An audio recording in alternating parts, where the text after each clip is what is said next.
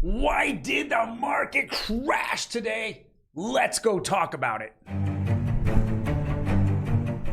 We're going to go over why Bitcoin, Ethereum, and all the altcoins just took a complete dump all over the place.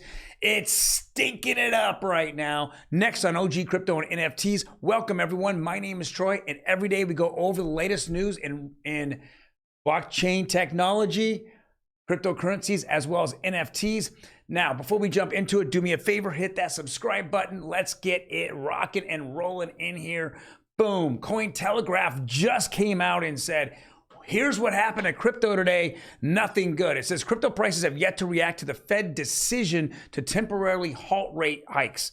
Meanwhile, the S&P 500 steamed to a new 13-month high. Well, let's go talk about this because this is exactly what happened here. The Fed forecast 2 more hikes in 2023, taking rates as high as 5.6%. This is called volatility, and this is why a lot of people in crypto feel that the destruction of our country here in the United States is 4 or 5 pronged. It comes from the federal government, it comes from the Fed, it comes from the SEC. It is a cooperative attack upon the riskier assets out there, especially in the cryptocurrencies. Why would the Fed pause today and then say, in the future, I'm going to go ahead and raise twice? It doesn't help any industry that they do that. If you're going to raise today and say the exact opposite. We don't have any plans to raise in the future, and we are going to look at forward information such as charts and CPI prints to make decisions. Why are you saying I'm going to pause today, but the numbers I don't know in the future, I'm going to raise anyways? Makes no sense. And that's why you just saw 1,000+ drop in Bitcoin. You saw 100 shaved right off, 100 points shaved off of Ethereum, and you're seeing a lot of altcoins down anywhere from 5 to 10% just in the last hour. It's a bloodbath out there. All right, next article. U.S. judge rebuffs SEC request for Binance.US asset freeze for now. What a hammering. A absolute hammering the SEC took yesterday in court, and it was very interesting because guess what? Some of the arguments that Binance lawyers used.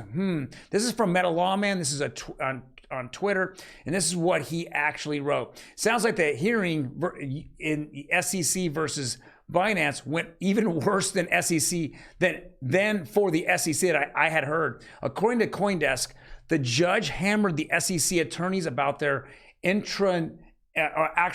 their reasoning why they felt that we should panic and freeze all of the Binance US clients' accounts. The judge also was frustrated by the The judge was also frustrated by the SEC's inability to answer simple questions to whether U.S. customers' assets had been transferred overseas. So what the SEC was saying was that the money that was in Binance.US was going into the main Binance account. Binance said, no, look at our accounts. In fact, they even went to the SEC and said, here's the keys, so go ahead and take a look what's inside. And we're going to give you the information about all the accounts here in the US. We're going to show you what assets are there, and we're going to show you these are the wallets in which those assets are in. And the SEC refused, went to the judge and said, hey, they're just commingling funds and go ahead and freeze the accounts. The judge's like, well, hold on, prove it to me. And they're saying, because Gary told me. Jesus. The judge said, it's stunning that I've asked each of you SEC attorneys this. This Coinbase article is most thorough report. What also, it's very apparent that they used yesterday, Binance attorneys used the Hinman emails against the SEC, same day they were published. And then they used the same attack upon the SEC, saying that these 10 to 15 different assets that are securities, they're using not the Howey test, but how do you make how is there a contract between their buyers or their holders of the assets and with the actual companies? They're just an exchange in the middle. So how are they looking at as that being a contract, a security contract, which it isn't. So it's very interesting that they're using the Ripple approach on the attack, and it's working very effectively against the SEC. Of course, the SEC has nothing really to say. They're just being embarrassed. All right. Here is Alexander Grieve. Yesterday, there was a House Financial Committee was discussing digital assets, and there was one person on the panel that kept saying that we didn't need any regulatory clarity, and this guy was just sick of it. It was U.S. Representative Mike Flood, and he was going after Prothemium Inc. CEO Aaron Kaplan. It's just really ridiculous how the Prothemium company said 2 years ago that they needed clarity, and today they say they don't need clarity. Well, now we're going to find out why this is an absolute blast. Please listen to it. We're going to listen to a couple minutes of it. I now recognize myself for 5 minutes. I'd like to start by to read a question from a comment letter that Prometheum sent in response to the SEC's December 2020 Special Purpose Broker-Dealer Framework. Quote, "The definition of a digital asset security as used in the proposal is a digital asset that meets the definition of a security under the federal securities laws.